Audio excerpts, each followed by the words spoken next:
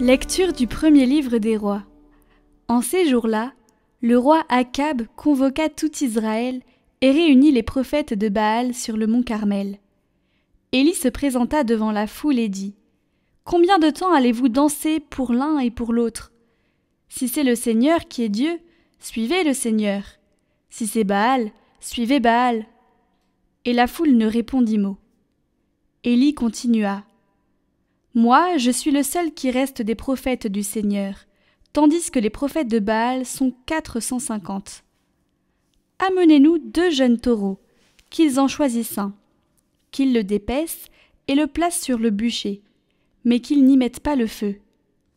Moi, je préparerai l'autre taureau, je le placerai sur le bûcher, mais je n'y mettrai pas le feu. Vous invoquerez le nom de votre Dieu, et moi, j'invoquerai le nom du Seigneur. Le Dieu qui répondra par le feu, c'est lui qui est Dieu. » La foule répondit : « C'est d'accord. » Élie dit alors aux autres prophètes de Baal : « Choisissez votre taureau et commencez, car vous êtes les plus nombreux. Invoquez le nom de votre Dieu, mais ne mettez pas le feu. » Ils prirent le taureau et le préparèrent, et ils invoquèrent le nom de Baal, depuis le matin jusqu'au milieu du jour, en disant : « Ô Baal, réponds-nous !» Mais il n'y eut ni voix ni réponse, et ils dansaient devant l'autel qu'ils avaient dressé. Au milieu du jour, Élie se moqua d'eux en disant : « Criez plus fort, puisque c'est un Dieu, il a des soucis ou des affaires, ou bien il est en voyage. Il dort peut-être, mais il va se réveiller. » Ils crièrent donc plus fort, et, selon leur coutume, ils se tailladèrent jusqu'au sang avec des épées et des lances. Dans l'après-midi, ils se livrèrent à des transes prophétiques, jusqu'à l'heure du sacrifice du soir. Mais il n'y eut ni voix, ni réponse, ni le moindre signe. Alors Élie dit à la foule : « Approchez !» Et toute la foule s'approcha de lui. Il releva l'autel du Seigneur qui avait été démoli. Il prit 12 pierres, selon le nombre des tribus des fils de Jacob, à qui le Seigneur avait dit : « Ton nom sera Israël. » Avec ces pierres, il érigea un autel au Seigneur. Il creusa autour de l'autel une rigole d'une capacité d'environ 30 litres.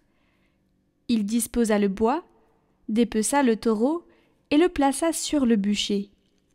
Puis il dit : « Emplissez d'eau 4 cruches et versez-les sur la victime et sur le bois. » Et l'on fit ainsi. Il dit : « Une 2e fois. » Et l'on recommença.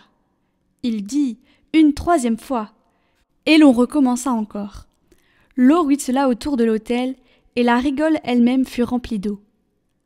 À l'heure du sacrifice du soir, Élie le prophète s'avança et dit : « Seigneur, Dieu d'Abraham, d'Isaac et d'Israël, on saura aujourd'hui que tu es Dieu en Israël, que je suis ton serviteur et que j'ai accompli toutes ces choses sur ton ordre.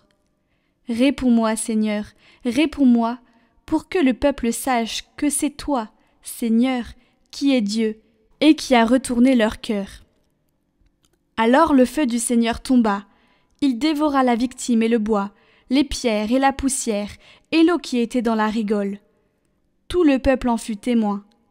Les gens tombèrent face contre terre et dirent : « C'est le Seigneur qui est Dieu, c'est le Seigneur qui est Dieu. »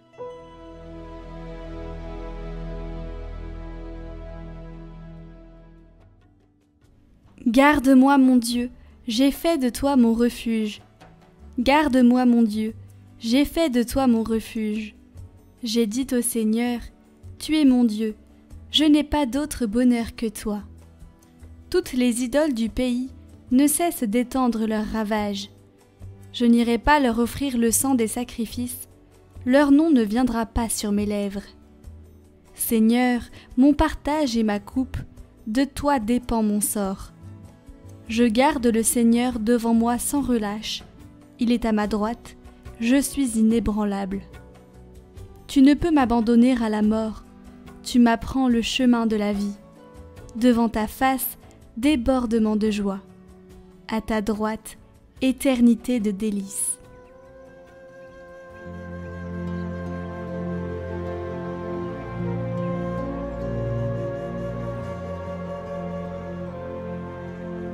Évangile de Jésus-Christ selon saint Matthieu. En ce temps-là, Jésus disait à ses disciples : « Ne pensez pas que je sois venu abolir la loi ou les prophètes. Je ne suis pas venu abolir, mais accomplir.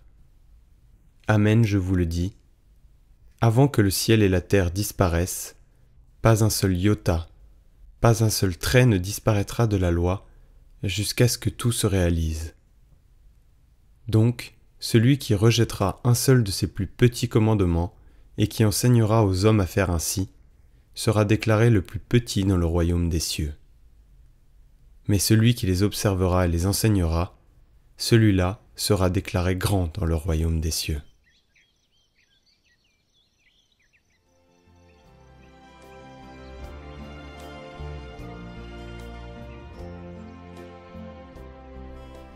Dans l'évangile de ce dimanche qui vient juste après les béatitudes, Jésus dit à ses disciples : « Vous êtes le sel de la terre, vous êtes la lumière du monde. » Cela nous étonne un peu si nous pensons à ceux que Jésus avait devant lui quand il prononçait ces paroles.